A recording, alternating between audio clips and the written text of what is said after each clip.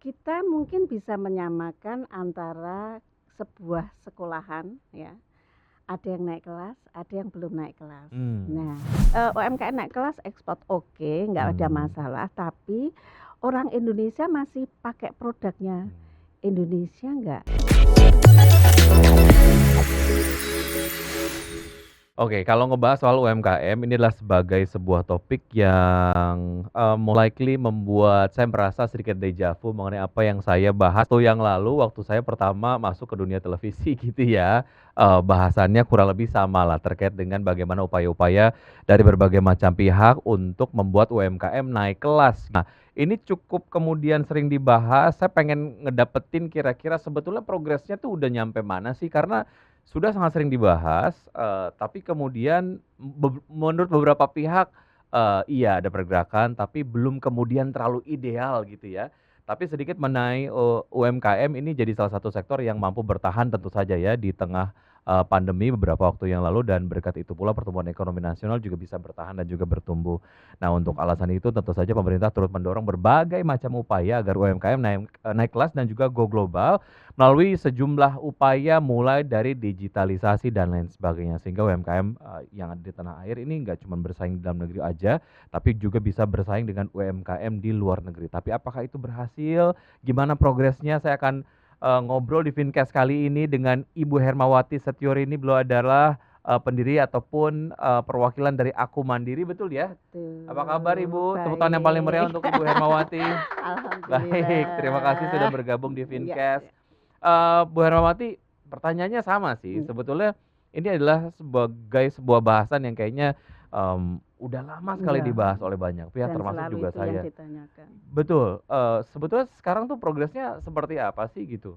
Ya, kita mungkin bisa menyamakan antara sebuah sekolahan ya, ada yang naik kelas, ada yang belum naik kelas. Mmm, Nah, yang naik kelas kayaknya mungkin 20%. Yang masih tinggal kelas atau mungkin mah melorot itu pasti selisihnya dari itu. Nah, itu mmm, yang terjadi di lapangan. Karena apa? Memang kondisinya justru program-program ini lebih menyerap kepada UMKM yang klasifikasinya itu menggunakan PP7 mmm, tahun 2021 di mana omsetnya maksimal 2 miliar. Kalau Undang-Undang Nomor 20 itu kan 2008 dia yang omsetnya 300 juta. mhm, Nah, akses itu banyak yang bisa mendapatkan manfaat justru yang itu, yang kelasnya sebenarnya dari kecil dia menjadi kelas mikro. mmm, Nah itu, makanya justru sekarang yang tinggal kelas semakin banyak. mmm. Nah, Karena tidak tersasar oleh aturan tadi? iya, iya, Oke, dan tidak tersasar juga karena paling penting itu adalah sosialisasi. mmm, Sebodoh apapun kalau kita dikasih sosialisasi yang benar, pasti mereka paham. mmm, Yang kedua adalah SDM dari pelaku UMKM itu sendiri. Nah, tadi sempat ngobrol tuh di belakang sebelum di sini bahwa apa ya, UMKM yang selalu disampaikan pemerintah kan selalu utuh, UMKM, padahal jelas usaha mikro, kecil, dan menengah. mmm, Nah, harusnya tersendiri nih kalau bicara usaha mikro ya jangan UMKM. mmm, Karena kalau kecil dan menengah pasti udah beda levelnya. oke, Nah, sehingga yang tadi disampaikan kalau naik kelas kayaknya naik kelasnya masih sebagian mmm, gitu. Nah, itu yang mungkin prihatin ya karena banyak sebenarnya banyak program lah, nggak ada namanya program pemerintah tuh nggak bagus, nggak ada. baik. Boleh nggak kalau saya simpulkan berarti sebetulnya cita-citanya dari pemerintah adalah ingin mencakup semua, segmentasi usaha kecil dan juga Hmm, usaha mikro, hmm. tapi kemudian dari aturannya itu menyasar ke, segmentasi khusus gitu, sehingga Iya, kemudian iya. ini dampaknya tidak menyeluruh, kurang lebih kayak gitu nggak sih, Iya, Bu? iya, iya. Ya karena sebenarnya, itu regulasinya Mmm, sebenarnya agak, kurang bisa ada di sisi pelaku mikro yang sebenarnya, yang mmm, sebelumnya kena PP7 itu. Kan kalau mikro sekarang justru yang, Undang-Undang Nomor, 20 tahun 2008 itu kan ultra mikro. Taruhlah kita ngomong masalah akses keuangan. Akses keuangan itu harus lolos, SLIK atau kalau istilah gampangnya BI BI checking. checking. Oke. Terus dia harus lolos SIKP, jadi dia masuk nggak di kredit program pemerintah. Nah, banyak UMKM yang nggak sadar, dia kadang sudah menerima BLT tunai waktu misalnya para pejabat datang ke pasar. KTP diminta, pasti dia akan masuk di data itu. Nah, otomatis kalau mau mengembangkan usaha, mau membutuhkan pinjaman modal yang lebih gede, dia nggak bisa. Akhirnya nggak bisa berkembang kan. Dia hanya berkutat di yang ultra mikro itu. Nah, itu salah satu. Itu yang baru filter pertama. Belum nanti masalah wajib agunan. Kan di aturannya tidak wajib agunan. Nah, kalau tidak wajib, perbankan masih dong tetap punya hak untuk meminta agunan karena nggak trust sama UMKM-nya. Nah, itu jadi memang regulasinya itu yang kadang memang agak bias, setengah-setengah gitu, masih setengah hati ya. Antara setengah-setengah ataupun mungkin di bawahnya menerjemahkannya lain begitu. Artinya Ya, kalau kayaknya dari point begitu. of view pemerintah ada aturan untuk yang mikro kecil begitu ya, boleh mengajukan pinjaman tanpa agunan. Tapi kemudian Iya, perbankannya iya. juga melihat ini adalah satu mekanisme yang saya harus lakukan untuk menjamin kredit yang tersalurkan terjamin pengembaliannya gitu. Nah, Gimana pun perbankan juga iya, kan iya, adalah iya. sebagai entitas bisnis ya, Iya. harus mengamankan itu gitu loh. Sementara ya dari pemerintah nggak seperti itu, terus juga ekspektasi dari UMKM juga atau Iya. yang usaha mikro kecil menengah juga nggak seperti itu gitu ya. Iya. Nah, itu gimana tuh? Ini cukup kompleks sebetulnya. Iya. Dari hal Iya, itu aja. iya. Mungkin upaya dari asosiasi tuh gimana sih Bu dari Aku Mandiri Nah, sendiri? itulah makanya kalau menariknya tuh kalau ngomongin UMKM enak. Karena tadi ngomong nih kehati-hatian perbankan. Pada program ini negara itu sudah menyediakan lembaga yang akan menjamin kredit UMKM-nya. Oke. Makanya tidak wajib agunan. Jadi kalaupun ada apa-apa ada yang Iya, menjamin. misalnya kalau Oke. 4 nih, Oh. otomatis nanti dia perbankan akan mengajukan kepada negara ini loh, UMKM ini udah nggak bisa ngapa-ngapain. Negara akan membayar lewat lembaga itu misalnya jam krida gitu kan, Askrindo gitu. Nah, dia akan bayar 70% dari sisa hutang. Nah, tapi kan memang tidak ada penghapusan buku kan. Nah, bank tetap nagih kepada UMKM meskipun bank itu dibayar. Makanya tadi tuh kemarin yang saya rame juga dengan Pak Menteri UMKM tentang penghapusan hutang itu. Ternyata yang sudah kayak ada penjaminnya, mereka nggak dihapus hutangnya. Nah, itu. Jadi kalau ngomongin UMKM menarik karena yaitu setiap kebijakan itu mungkin kurang ya melibatkan UMKM itu sendiri, masalahnya di mana. Itu baru keuangan loh.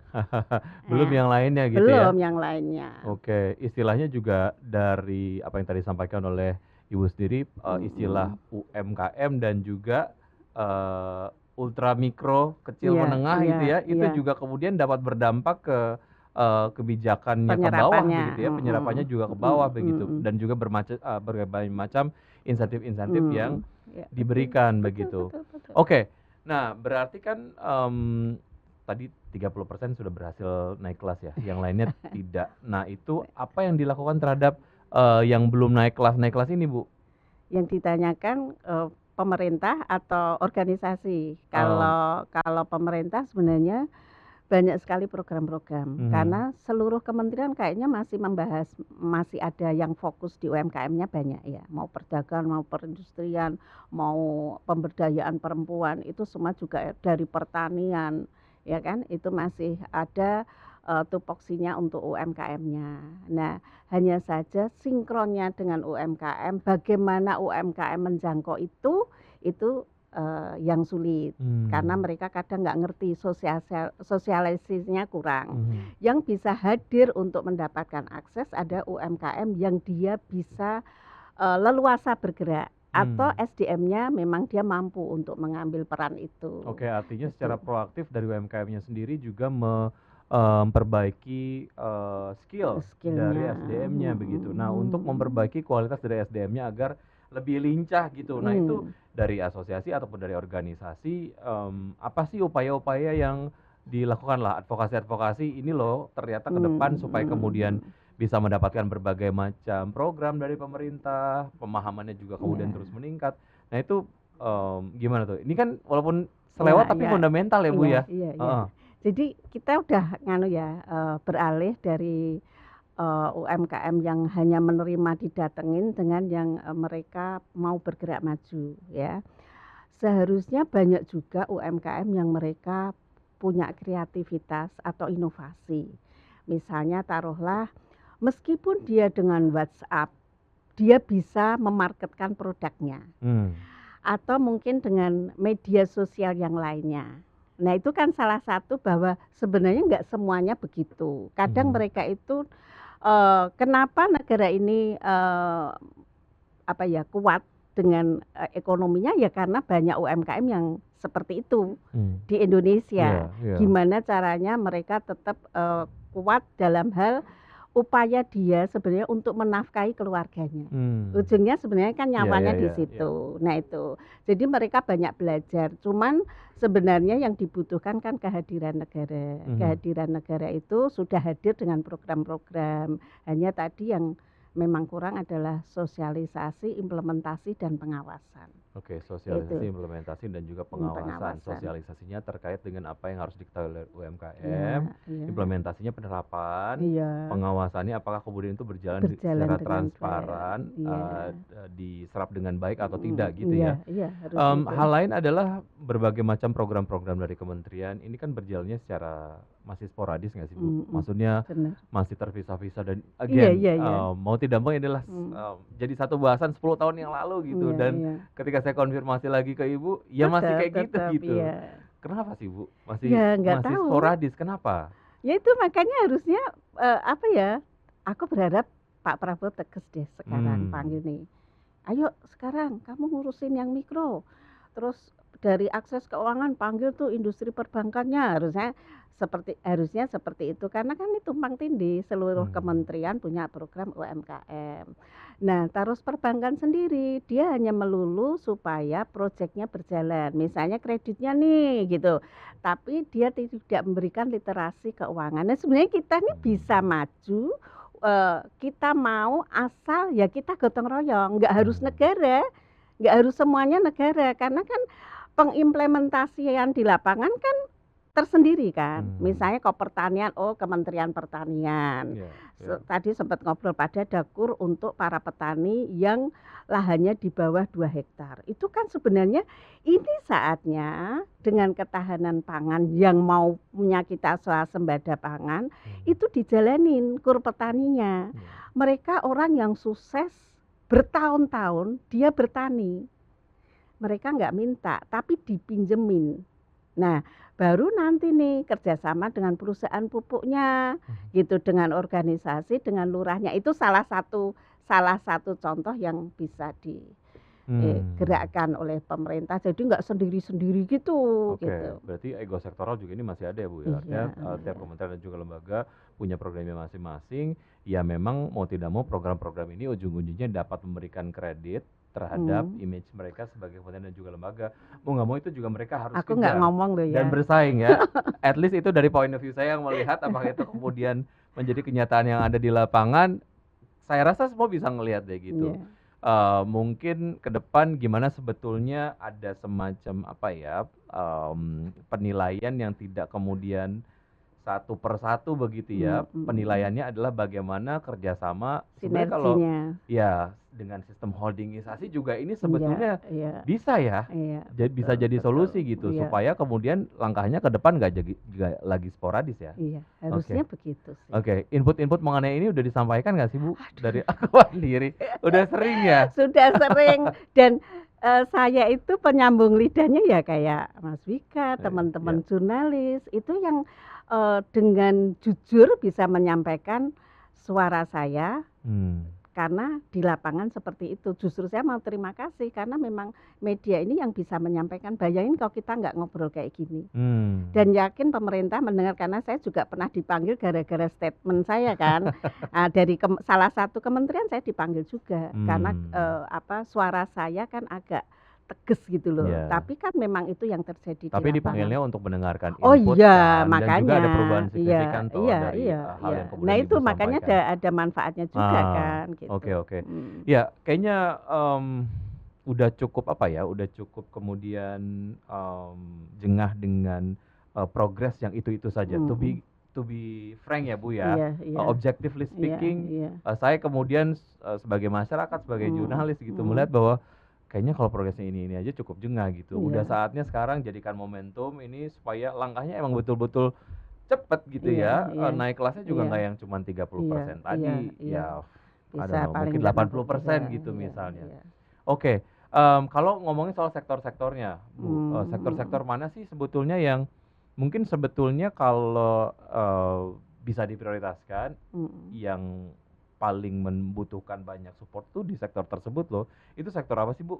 Ada nggak findings dari Aku Mandiri sendiri? Sektor nomor 1 tuh perdagangan ya, Hmm. perdagangan, terus baru nanti makanan minuman, terus fashion, itu salah satu. Tapi yang paling penting sebenarnya utama adalah kebutuhan bahan baku dari seluruh para pelaku Oke. UMKM, di mana Di seluruh sektor tuh Bu, ada seluruh permasalahan sektor, terkait mau dengan supply tekstil ya toh, bahan baku. misalnya Oke. mau bikin batik, bahan bakunya mahal, mereka harus import. Barang yang tersedia di sini yang murah itu adalah bukan tekstil yang ada pabrik di Indonesia, tapi dia harus import. Itu salah satu contoh.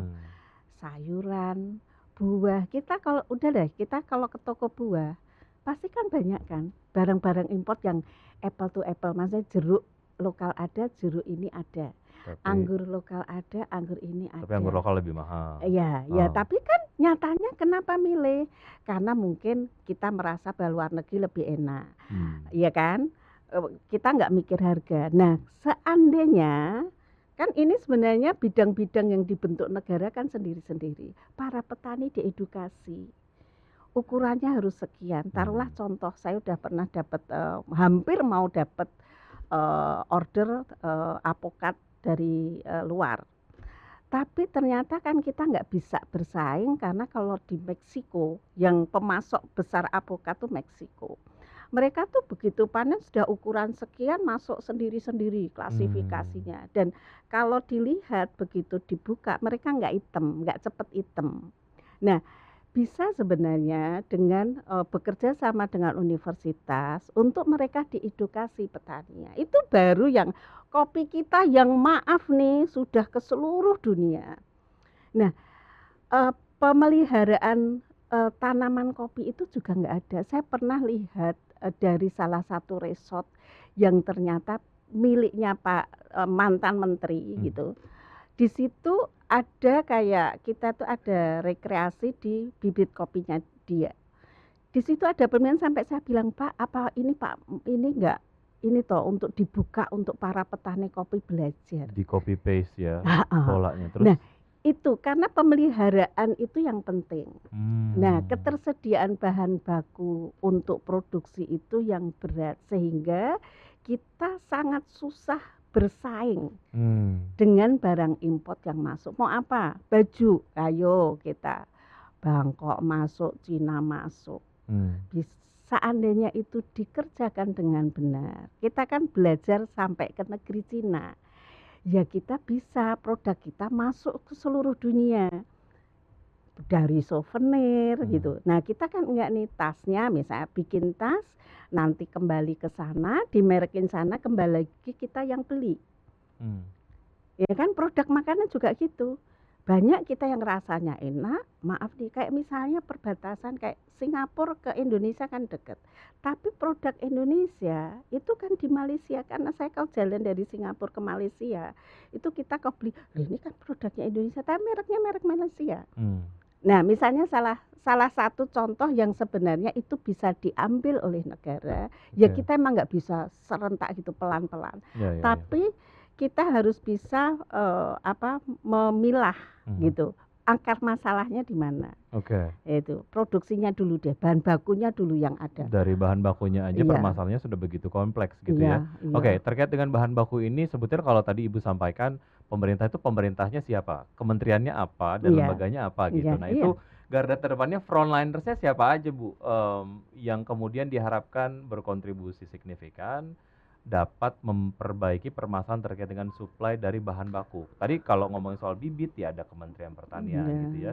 Terus bahan baku misalnya terkait dengan kain-kain ataupun tekstil ya ada Bisa Kementerian di Perindustrian. industrian, bisa perdagangan karena ke Oke. perdagangan, bisa juga Kementerian Keuangan. Wah, nganu Oke, Mas. oke, berarti kita breakdown satu-satu ya. Iya. Frontliners-nya Kementerian Keuangan. Oke, Iya. terus habis itu Kementerian Kalau untuk barang masuk keluar kan pasti antara perdagangan dengan Kementerian Keuangan karena akses barang masuk kan melalui bea cukai kan. Oke. Ya, berarti Oke. kan Kementerian Kementerian Keuangan. betul. Terus Terus kalau perdagangan pasti yang mengatur Kementerian masa Perdagangan. ekspor importnya Oke, kan terus itu.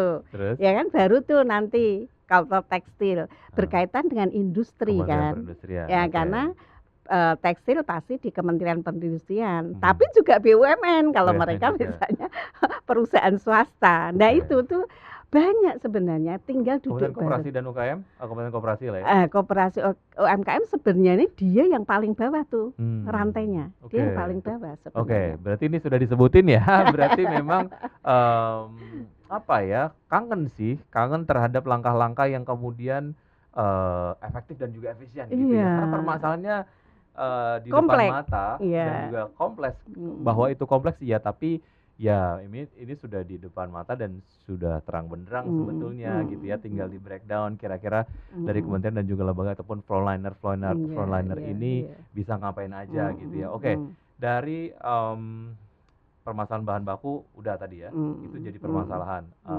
Hal lain apa yang nampaknya ini dirasakan oleh multisektor di UMKM? Sebenarnya kita tuh mahal dalam hal apapun. Ya misalnya kita mau ambil, oke lah kita belum mampu untuk menyediakan bahan baku. Kalau kita misalnya ada barang yang masuk kita sama, itu mungkin akan pajaknya yang dimahalin harusnya. Tapi kan itu enggak, sehingga kita berkompetisi. Ada barrier ya. Iya, itu kompetisian di situ. Atau kita kalau mau, kadang kita ngejar ayo naik kelas dengan ekspor. Lah, kalau kita memenuhi kebutuhan Indonesia saja, orang luar tuh malah gigit jari. Karena apa? Kita udah terpenuhi. Ini kan enggak, justru kita disuruh ekspor, biaya ekspornya itu dari pengiriman tidak ada kemudahan, mahal. Lain halnya kalau di dalam negeri sudah oversupply, kita kemudian bisa keluar lebih gitu ya, kurang lebih kayak gitu ya. Jadi kayaknya kita bangga dengan UMKM naik kelas ekspor nggak ada masalah, tapi orang Indonesia masih pakai produknya Indonesia nggak. Tekstil kita bener nggak ini buatan pabrik? Ini aja kan bukan tekstilnya. Yang karena kita carinya murah dengan pendapatan kita yang daya belinya turun, otomatis gimana caranya kalau istilah Jawanya tuh ngecake, ya ta? Kita untuk mengatur keuangan para ibu-ibu ini kan susah, bapak-bapak sih susah, gitu. Apalagi ibu-ibu yang ngurusin semuanya. Nah itu kayaknya memang kompleks banget sih. Oke. Dan ini juga terkait dengan pemenuhan dari market domestik juga jangan lupa ini juga adalah sebuah market yang memang harus diperjuangkan gitu ya. Bukan patut lagi, memang harus diperjuangkan. Karena kalau misalnya ada apa-apa di luar negeri, ada perubahan kebijakan di sebuah negara tujuan ekspor, itu kemudian akan mempengaruhi teman-teman di UMKM ataupun eksportir juga gitu. Penting. Mau tidak mau kita juga harus memanfaatkan pasar domestik ini sebagai buffer juga kalau ada apa-apa gitu ya di market luar gitu. Serapannya biar kemudian maksimal. Oke, ada satu program yang dijalankan oleh pemerintah, yaitu adalah makan bergizi gratis ya. Sejauh mana ini sebetulnya teman-teman UMKM tuh betul-betul mendapatkan manfaatnya sih Bu? Benar-benar kecipratan nggak sih sebetulnya? Aku ditanya beberapa kali dan banyak pihak. Kalau kita Dapat manfaatnya nggak? Kayaknya ada ya. Kalau mendengar aja. Oke. Kalau mendengar ada. Kalau melihat dan juga merasakan? Belum Gimana? Belum, merasakan. baru cuma mendengar doang. Iya. Mendengar juga itu nggak tahu benar atau enggak. Karena satu, kalau kita jadi mitra itu effortnya besar banget. Untuk dapurnya aja kan 20 kali 20. Ayo, belum alat makannya ya. untuk yang diberikan ke siswa. Belum alat masaknya. Terus misalnya ini kan per orang atau per anak, per ibu hamil, per ibu menyusui 10.000 nih. Taruhnya taruhlah kita beli untuk bahan mentahnya 3.000 dengan tenaga kerjanya 1.000. Kalau 10.000 berarti dia per harinya 40 juta, ya kan? Ya pemerintah bayarnya kapan? Bisa nggak UMKM bertahan dengan itu? Nah itu kayaknya itu aja udah nggak masuk nih. Kalau kita mau maju aja mikir-mikir, ya toh. Terus yang kedua, untuk input sebagai mitra itu satu dia harus CV, harus PT, harus BUMDes, ya kan? Nah kalau CV PT pasti akan ditanya kamu sahamnya berapa, bukti keuangannya bagaimana. Nah jelas kalau UMKM yang diomongkan mikro ya, bukan kecil menengah. Kecil menengah pasti CV PT. Pasti mereka nggak punya kayak gitu, paling PIRT, NIP gitu kan. Nah paling itu. Nah itu jelas pasti tidak bisa masuk ke level itu. Salah satunya cara adalah yang menjadikan mitra, yang sudah masuk menjadi mitra makan bergizi gratis itu yang menjadi take overnya UMKM. Itu baru bisa. Iya. Tapi lagi-lagi nih, jumlahnya kan dia pasti punya kontrak nih 1 tahun misalnya. Mungkin nggak dia ngambil UMKM yang harganya segitu dengan daya saing barang import yang masuk. Ya, makanya misalnya daging pun dia akan ada pengusaha yang akan import. Itu kalau kita mau maaf orang bodoh aja, mungkin bisa mengkalkulasi itu. Betul. Jadi agak susah. Mungkin hanya untuk ini bisa sih beli dari petani, tapi kan nggak bisa. Gitu. Permasalahannya semakin kemudian dibahas memang terlihat semakin kompleks ya, tapi saya kemudian semakin memahami sebetulnya yang namanya perjuangan itu harus panjang umur ya Bu ya.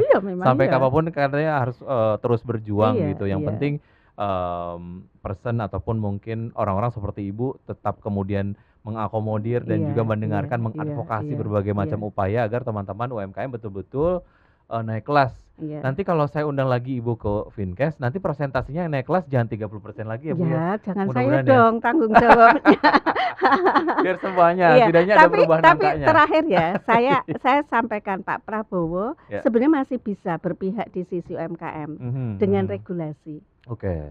Ya regulasi yang tadi tuh yang bolong-bolong di situ supaya UMKM bisa masuk. Kita awasi bersama, jagain bareng ya, diadvokasi bareng ya Bu ya, supaya efektif dan juga efisien. Terima kasih Ibu sudah bergabung sama kami dan cerita-cerita di Finkes. Nanti kita ngobrol lagi ya Bu ya, cerita-cerita lagi. Itu tadi dia perbincangan seru kita pada kesempatan kali ini di Finkes. Jangan lupa kita masih punya topik-topik yang menarik dengan narasumber-narasumber yang seru-seru. Cuman di Finkes, your home of finance and investment. Saya Wiki Adrian, sampai jumpa. Ya, makasih. Thank you Bu.